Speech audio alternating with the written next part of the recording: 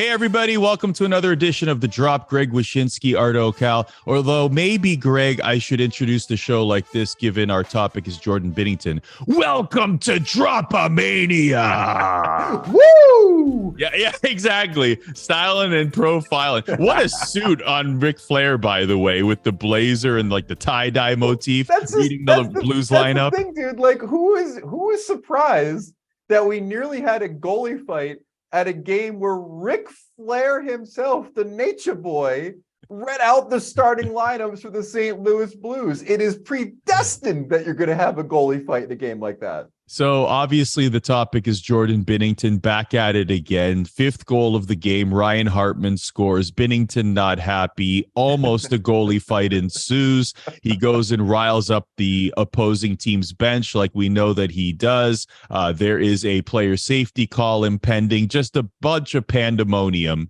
The first thing I want to mention before we get into Binnington, once again, we did not get a goalie fight. No, we were close and we didn't, Wish, and I'm sad about it.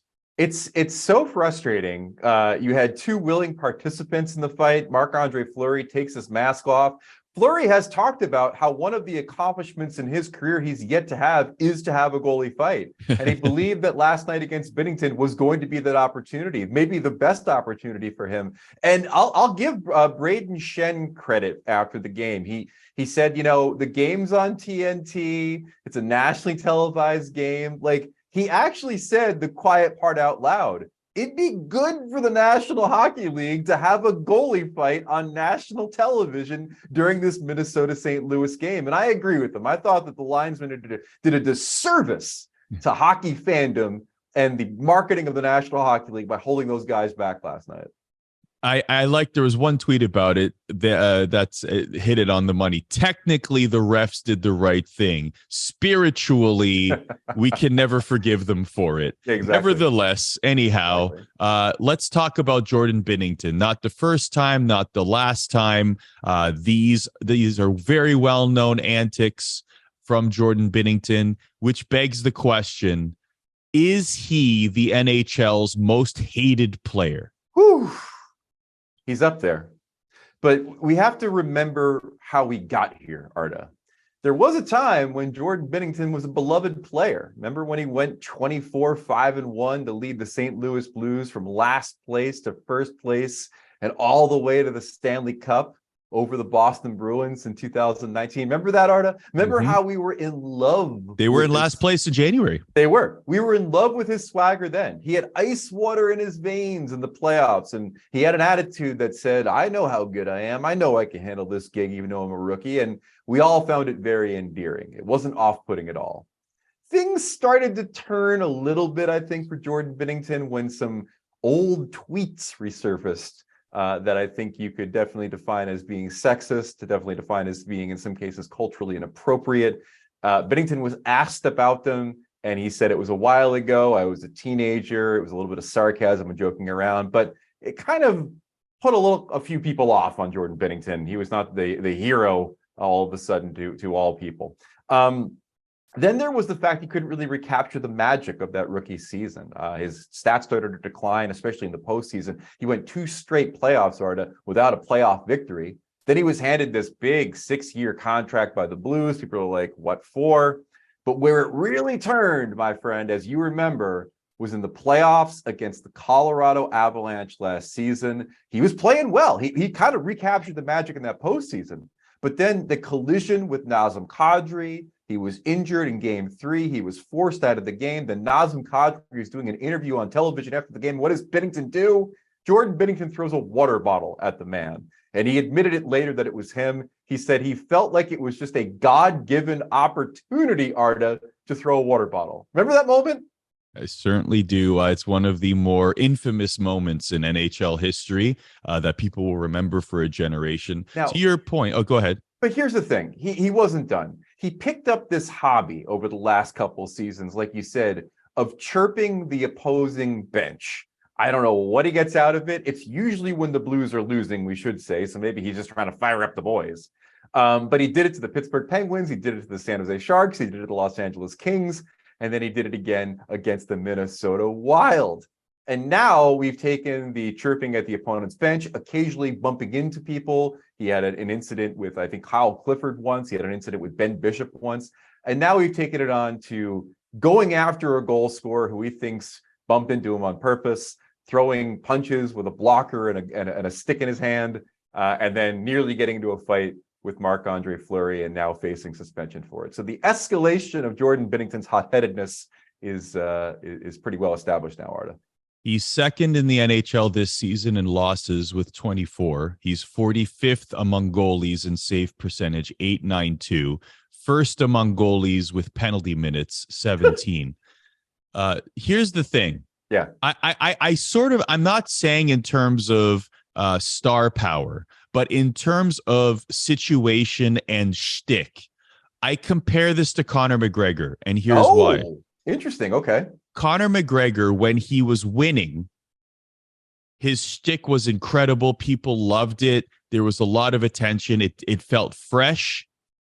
It felt welcomed, especially among fight fans. Once Conor McGregor started losing and the shtick was still there, it was still accepted because he was more boisterous and more attention-grabbing than other UFC fighters, say. Okay. But it was wearing thin. If Jordan Binnington was the best goalie in the NHL and doing this, the conversation would certainly be different. Right. The shtick, however, I believe, especially among the comments that I've seen on social media, is wearing thin. And I believe a lot of that has to do with the fact that, like you said, he hasn't reclaimed that level of play from when he won the 2019 Stanley Cup. Right. So obviously the first thing that Jordan Binnington has to do is like strut away like this when he's going to go fight with somebody. Exactly. That's the first thing. The second thing, obviously, is you might have a point. Like there's a funny way of framing that's done by the media and by fans for athletes that are super competitive. You know, if Nathan McKinnon did the things that he's done behind the scenes to motivate his teammates, and the Avalanche were a lottery team every year, we would see him as psychotic. Right. But framed within the context of driving the team to a Stanley Cup, we see him, micromanaging the caloric intake of teammates as great leadership. I bet if Jordan Binnington was in the Vezina conversation, we'd see his actions as more competitive fire than like petulant child. And by the way, the other thing I should say in that rundown that I forgot is like, what has separated Jordan Binnington from some of the other goalies that we've seen pop off is that his coach had to address it too. Craig Berube literally had to say, hey, we want this guy to stop pucks, not do this, and had to have a sit down with Binnington this year to address his behavior. So it's also been something that's sort of impacted the team a little bit, which makes the whole stan culture from Blues fans around Binnington a mystery to me. I've been taking it on the chin all season long and criticizing Jordan Binnington, people quoting the eye test to me when I'm bringing up stats and things of that nature. He is amongst the most beloved and well-defended athletes for any team's fan base that I've seen in the NHL. I remember Berube's comments were like a couple months ago, right? So this is continuing to happen. And by the way, whenever stuff like this happens to Jordan Binnington, the fan base that is the loudest on social media are Bruins fans, still salty they lost in 2019. It's like, I love nothing more than to see this player get ejected and bad things happen to Jordan Binnington. I do want to get to who our NHL's most hated players are, but I do also just want to mention I like heels in the NHL. Right. I want to make that point. I think that this is the age-old thing, Wish, about, hey, we want players to show personality, but then we fault them for showing personality. I like this. I like when things like this happen. I think it's an unfortunate context in Jordan Binnington's case because of everything we mentioned, but personality is good, and we can't necessarily harp on these players when they show it.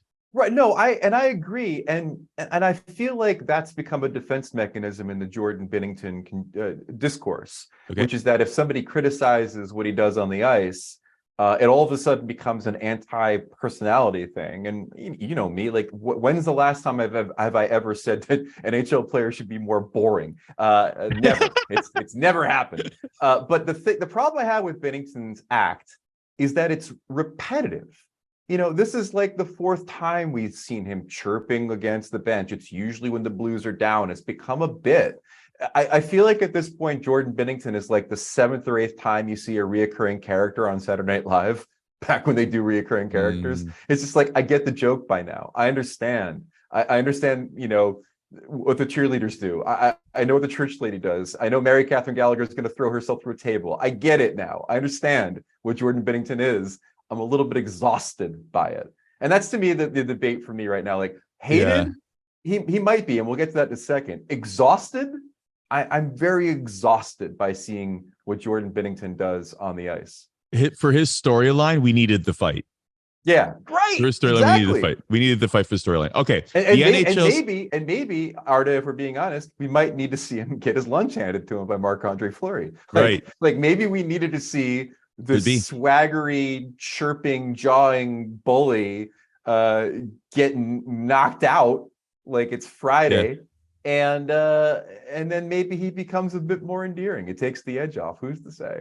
Give me your list of the NHL's most hated players. All right. So in trying to figure out if Jordan Binnington's that guy, we had to look at the other guys that are on that list. And if you've watched the drop this season, back in November, we did do a list of the most hated players. There was the top 3. Jordan Binnington was in that top 3. Tom Wilson of the Washington Capitals was in that top 3 for obvious reasons. Don't forget about Tommy. He's only played like 17 games this season, but many people do hate him, even though he looks very cute when he holds a puppy in a calendar.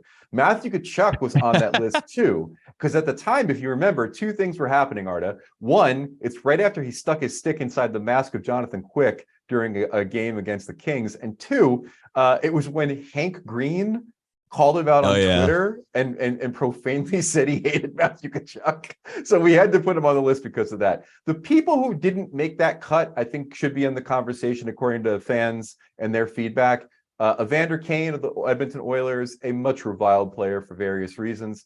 Tony DeAngelo of the Philadelphia Flyers, same deal. And even though I think he's gone from hated to celebrated, there's still a lot of fans who do not like Brad Marchand and will not forgive him for his sins of the past, and maybe for some of his most recent chirps, like in my interview with him when he seemed to really downplay the idea of Detroit being a desirable location for an All-Star game. Arda. That is a heel move. That's cheap heat on Detroit. Yeah. But some people might certainly agree. Do you agree or disagree with our list? Let us know who you think the most hated NHL players are in the comments. Thanks for watching The Drop. And remember, don't throw water bottles.